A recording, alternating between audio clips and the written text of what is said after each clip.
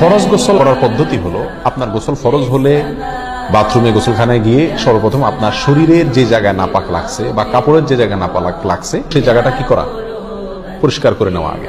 যদি আপনার জায়গাটা চিহ্নিত থাকে যে এই জায়গাটা নাপাক লাগছে, ওই জায়গাটা ধুয়ে ফেলাবে। এরপরে নামাজের জন্য যেভাবে আমি উযু করছি সেভাবে উযু করা। এরপরে উযু করা, হাতের কবজি ধোয়া, এরপরে কুলি করা, নাকে পানি দেওয়া, মুখ ধোয়া, হাতের কোন পর্যন্ত ধোয়া, মাথা মাসা করা, এরকম উযু করা।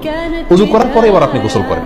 সেটা শাওয়ার দিয়ে আপনি মাথার উপরে পানি ঢেলে হোক আর আপনার মগ দিয়া হোক, যেভাবে হোক আপনি গোসল করেন। গোসল করা শেষ হয়ে গেলে, গোসল করে যখন বের হয়ে যাবেন, তখন যাওয়ার আগ দিয়া ওই যে পাও দেওয়া বাকি আছে হুজুর, যাওয়ার আগ দিয়া পায়ের ওখানে পানি ঢেলে টাকনো পর্যন্ত পা ধুয়ে ফেলেন, বাস গোসল হয়ে গেল। এই ভিতরে আপনার শরীরের প্রতিটি অঙ্গের প্রতিটি জায়গায় পানি পৌঁছানোর চেষ্টা করতে হবে। প্রকাশ্য অঙ্গ যেগুলো, নাভির প্যাচ থেকে নিয়ে, বগলের নিচ থেকে নিয়ে, আঙ্গুলের চিপা থেকে নিয়ে, প্রত্যেকটা জায়গায় যেন পানি যায়, সেজন্য সেখানে পানি পৌঁছানোর চেষ্টা করতে হবে। ডলার দরকার ডলবে, যেভাবে ওখানে পানি পৌঁছাতে হবে। কানের প্যাচের ভিতরে, একেবারে গভীরে না, প্যাচগুলোর ভিতরে যেন পানি যায়, সেদিকগুলো খেয়াল রাখতে হবে। কোনো একটি জায়গা যদি শুকনা থাকে তাহলে কি হবে না, ফরজ গোসল হবে না। অতএব পরিপূর্ণ শরীর যাতে ধোয়া হয় সেদিকটা খেয়াল রাখতে হবে।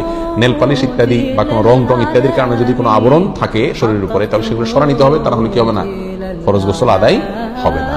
কথা, প্রথমে শরীর এবং কাপড় থেকে নাপাকগুলো ধুয়ে নেব, এরপরে উযু করবো পূর্ণাঙ্গভাবে, পা ধোয়া পাবে, এরপরে গোসল করব। আর বের হওয়ার সময় দোনো পাও টাকনো পর্যন্ত ধুয়ে তারপর বের হয়ে যাব।